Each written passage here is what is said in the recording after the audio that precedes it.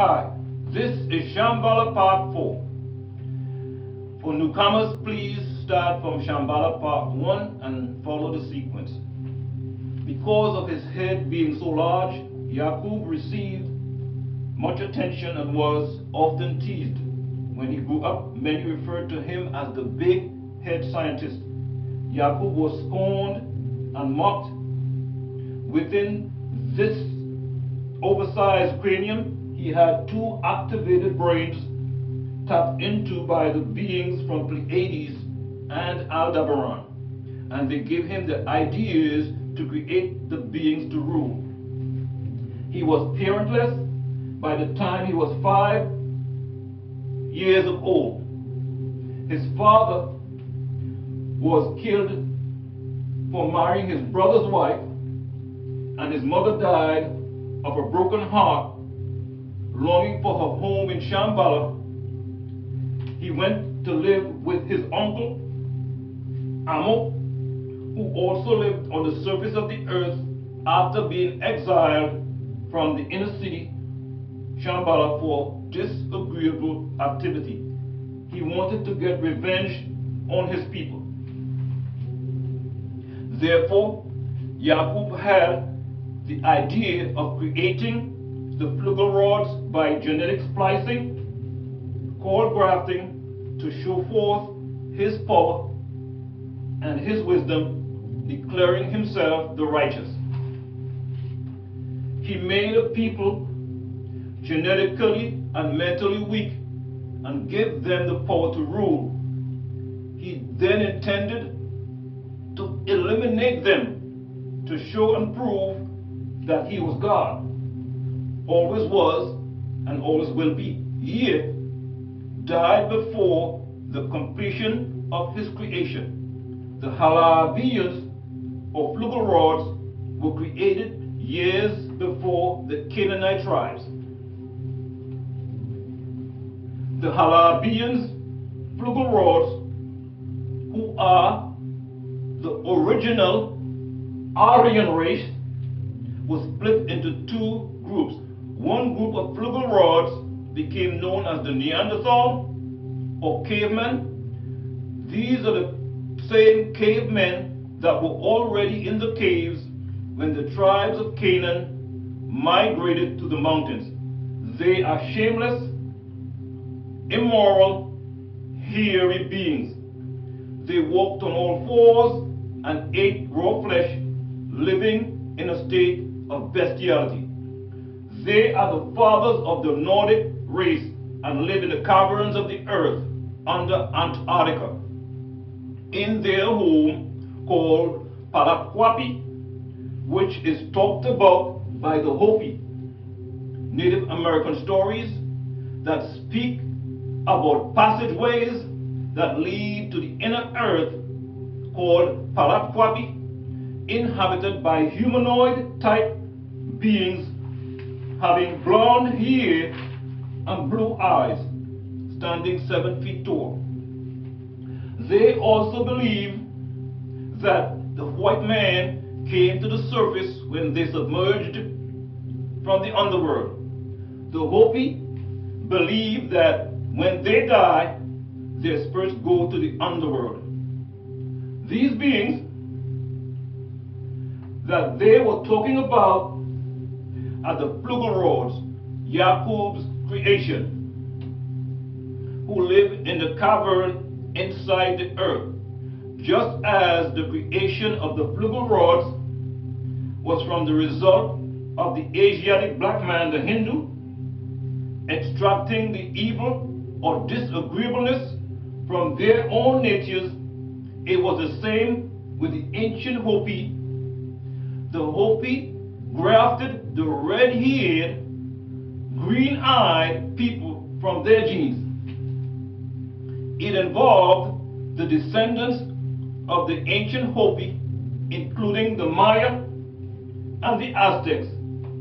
These three people are the same people.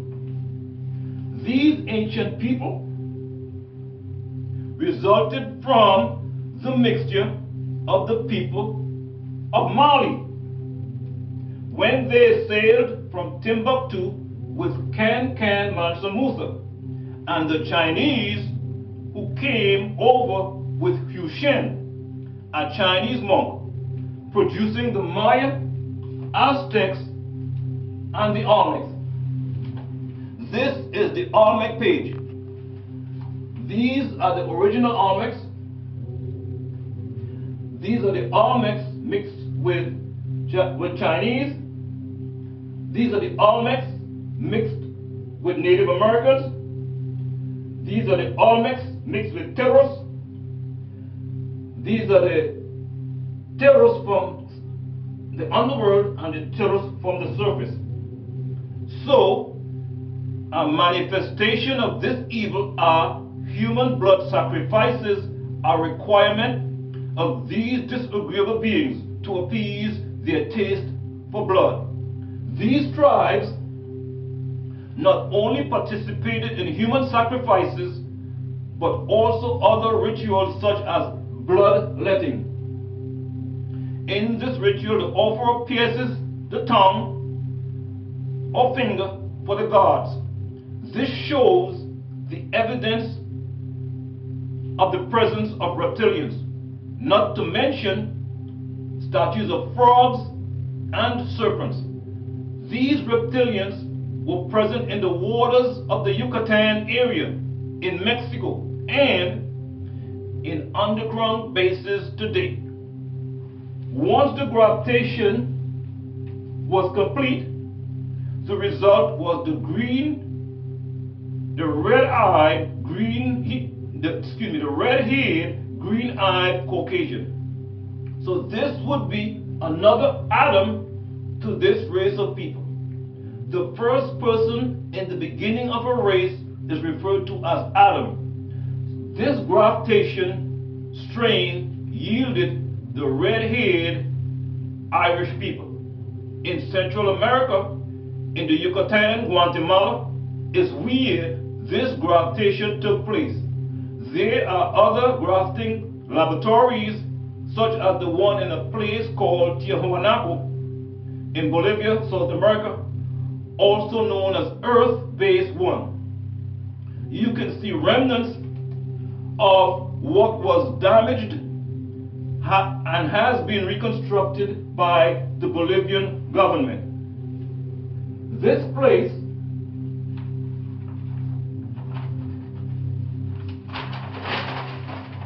has the faces on stone of the 7 types of human faces possible.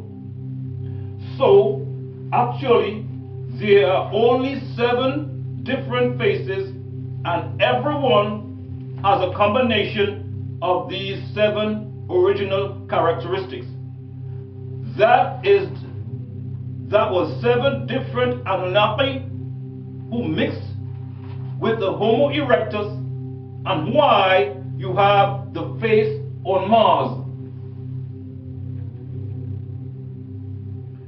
Actually, you can have one combination.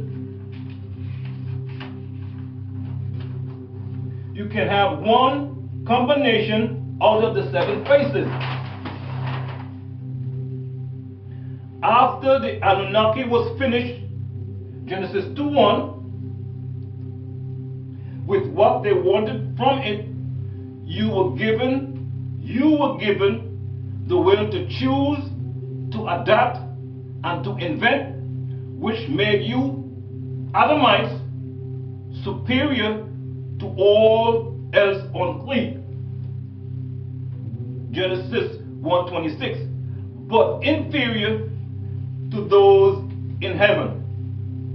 If you do a little research, you will find reports of extraterrestrial activity, or IFO, identified flying objects, even today, of strange lights and crafts seen over the different areas of Central America.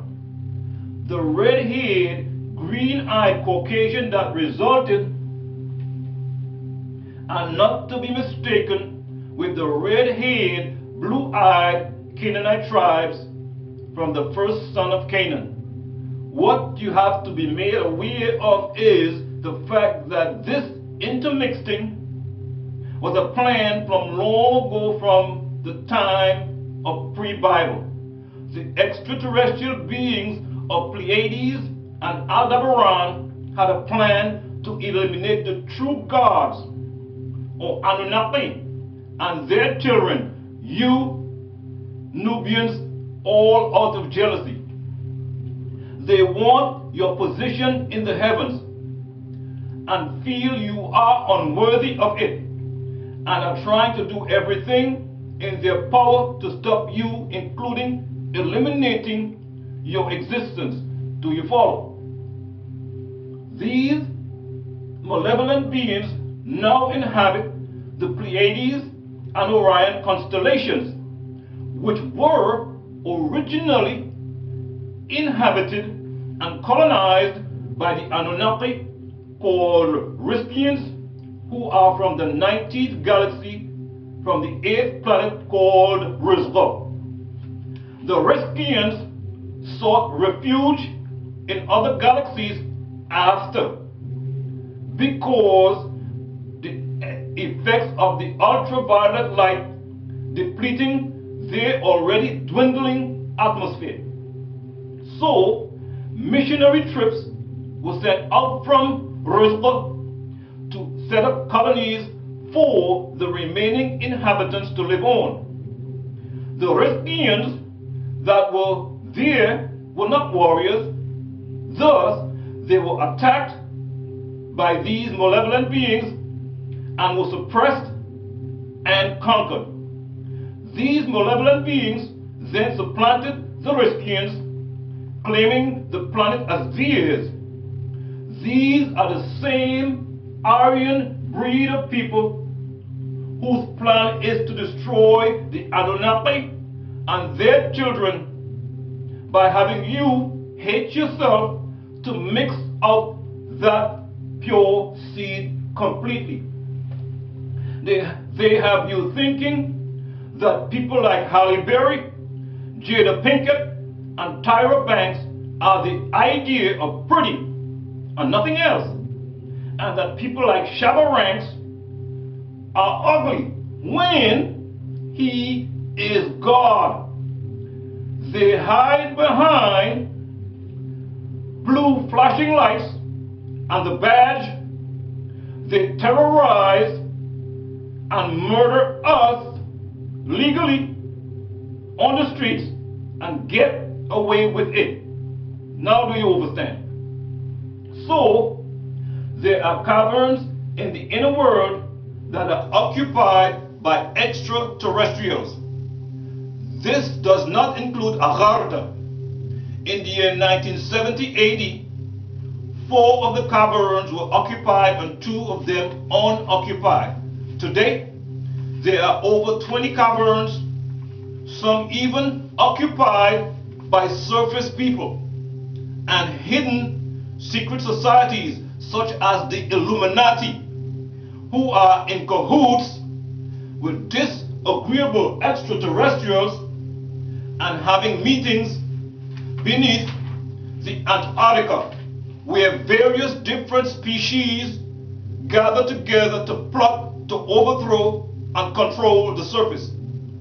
In the year 2015, there is air flowing in and out of the earth. What people tend to forget is that the earth is hollow and has a sun 600 miles in diameter. Nothing is solid, not even the human body. Rocks, which appear solid, have air pockets.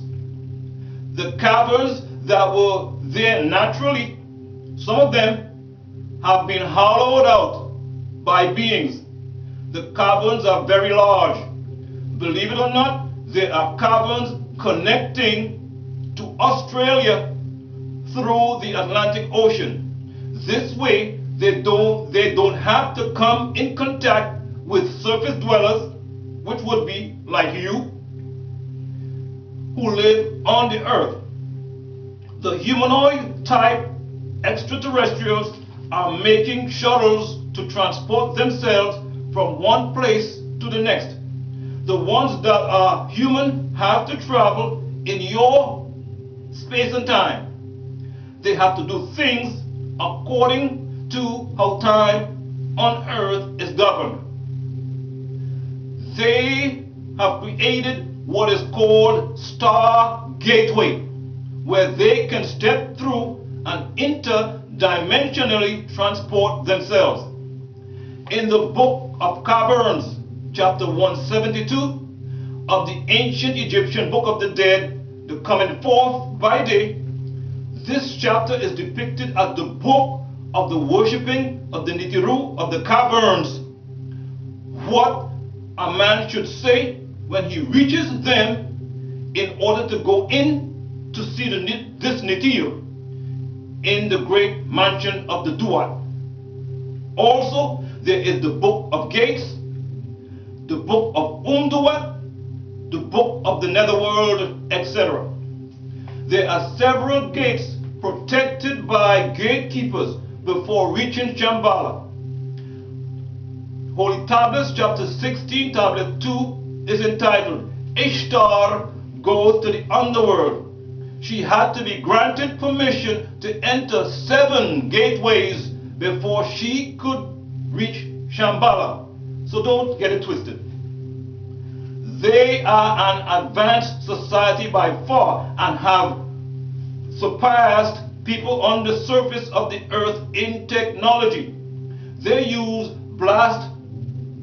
power called blast electricity, whose source is from the compression of air, from the combination of air, sun, and water, and its connection with electricity.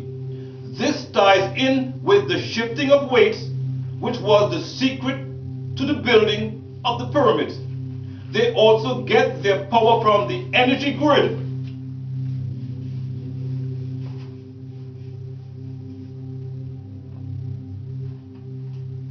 That surrounds the earth, the planet Earth.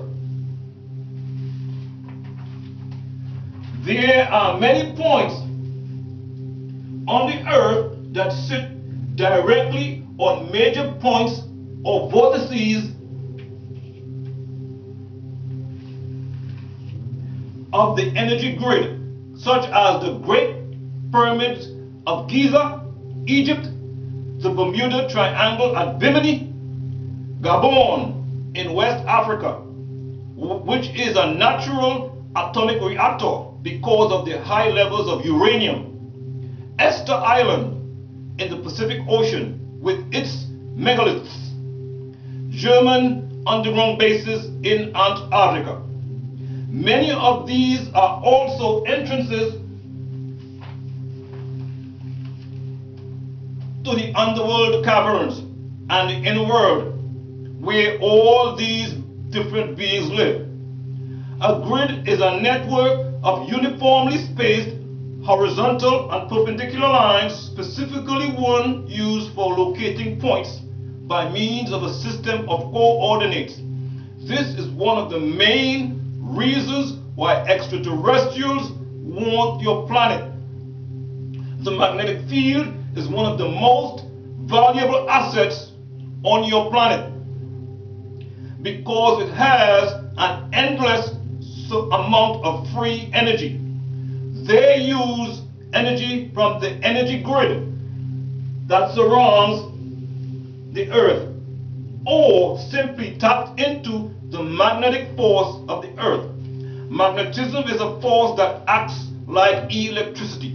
It has a positive and negative force, and the power from these same forces causes the circulation of the blood, movement of cells through the body, and all involuntary motions of the body.